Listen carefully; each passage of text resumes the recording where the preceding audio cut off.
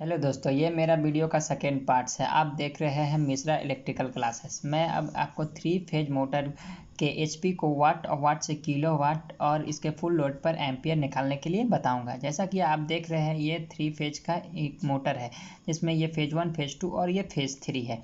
ये 3 फेज की मोटर है, 400 वोल्ट की है और इसका पावर फैक्टर है 0.8 है और ये 10 एचपी की मोटर है, यानी 10 एचपी की मोटर है। तो मैं एचपी को आपको पहले वाट में कन्वर्ट करके दिखाता हूँ कि ये कितने वाट का मोटर है। तो चूंकि 1 एचपी में 746 वाट होते हैं, इसलिए ये जो मोटर हमारा जो 10 एचपी का है वो कितने वाट का होगा। तो हम लोग इसको क्या करेंगे कि 10 को 746 से जब हम गुना करेंगे तो 7460 वाट का ये मेरा मोटर हो जाएगा। यानी कि ये मेरा वाट मोटर जो है वो वाट में कन्वर्ट हो गया। ये मेरा जो मोटर है वो 7400 वाट का मोटर है, ये हमें मालूम हो गया।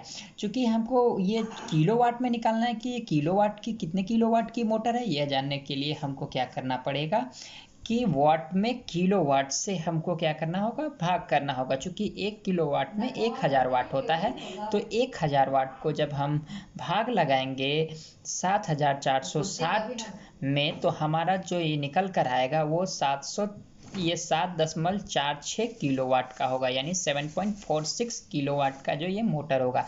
ये 3 फेज का जो हमारा मोटर है वो 7.46 किलोवाट का ये हमारा मोटर है। ये हमें पता चल गया कि ये कितने किलोवाट का मोटर है। किलोवाट को से अब हम लोग केवीए को निकालेंगे। तो केवीए निकालने के लिए हमको क्या करना पड़ेगा, चूँकि ये 3 फेज की मोटर है तो 3 फेज की मोटर में केवीए निकालने के लिए किलोवाट को जब हम पावर फैक्टर से जब भाग करते हैं तो ये केवीए निकलता है। ये सिंगल फेज मोटर में भी मैंने ऐसा ही बता रखा था। ये केवीए निकालने की यही फॉर्मूला होती है, मैं इससे केवीए को आसानी से निकाल सकता हूँ। जब 7.46 किलोवाट को जब पावर फैक्टर से जब भाग लगाऊंगा तो 9.3 केवीए का ये जो मोटर मेरा निकल के आ जाएगा। ये मेरा मोटर कितने केवीए की है तो ये हम लोग निकाल चुके हैं। ये 10 एचपी की मोटर जो है 9.3 केवीए की मोटर है। अब हम लोग इसके फुल लोड पर इसके करंट को निकालेंगे कि ये कितने एम्पियर करंट को लेती है। यह निकालने के लिए सबसे पहले हमको वाट को क्या करना पड़ेगा, चूँकि ये 3 फेज का मोटर है। सिंगल फेज में मैंने 3 फेज से इसको गुना नहीं कर रखा था। चूँकि ये 3 फेज की मोटर है इसलिए इसको 3 फेज गुना वोल्ट गुना पावर फैक्टर को गुना करके वाट में भाग लगाना होगा, तब जाके ये मेरा निकलेगा कि मोटर मेरा कितना एम्पियर करंट ले रहा है। तब जब मैंने 7460 वाट को जब भाग किया √3 400 वोल्ट और गुना पावर फैक्टर 0.8 से, तो मेरा फुल लोड जो निकल कर आया है वो 13.5 एम्पियर, यानी कि ये मेरा 10 एचपी का मोटर जो है वो 13.5 एम्पियर करंट को लेगा एज अ फुल लोड पर।